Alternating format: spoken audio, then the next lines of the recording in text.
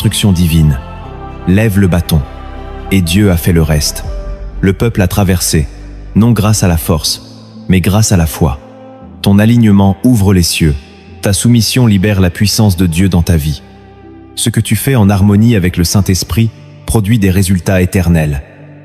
Même si cela semble invisible sur le moment, ne cherche pas à provoquer les choses par ton intelligence humaine. Aligne-toi. Laisse Dieu être Dieu. Le deuxième principe est puissant. Ce que Dieu prépare en secret, l'homme ne peut pas accélérer. Matthieu chapitre 6 verset 6 nous enseigne que ton Père qui est dans le secret voit et te récompensera. Cela signifie que les grandes œuvres de Dieu ne commencent pas à la lumière des projecteurs, mais dans le silence de l'invisible.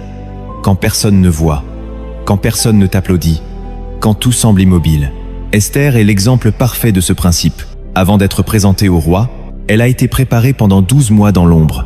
Traitement, formation, silence, elle ne cherchait pas à se montrer, elle se laissait transformer. Et lorsque le moment fut venu, le roi ne vit qu'elle. Pourquoi ? Parce que Dieu avait déjà orchestré chaque détail.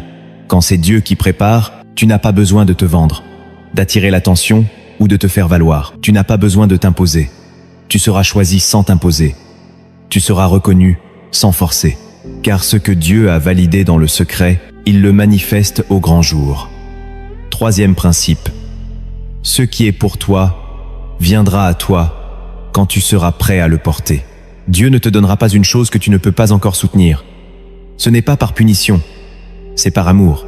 Luc chapitre 6 verset 10 dit « Celui qui est fidèle dans les moindres choses l'est aussi dans les grandes ». Cela signifie que Dieu observe ta manière de gérer l'étape actuelle avant de t'ouvrir la suivante. Tu veux gouverner ? Apprends d'abord à servir. Tu veux enseigner ? Apprends à te taire et à écouter. Tu veux conduire des vies ? Laisse Dieu transformer la tienne. Joseph a reçu un rêve grandiose. Mais avant de régner sur l'Égypte, il a dû passer par la fosse, la trahison, l'esclavage, la prison. Ce n'était pas une punition, c'était une préparation. Dans la prison, il a interprété les rêves des autres. Il a appris à être fidèle même dans l'injustice. Et le jour venu, Dieu l'a élevé sans qu'il ait besoin de se justifier ou de manœuvrer. Ce que tu es prêt à porter spirituellement, Dieu te le confiera au moment parfait. Quatrième principe, ce que Dieu a prévu n'est pas soumis aux horloges humaines. Nous vivons dans un monde pressé, chronométré, obsédé par les délais.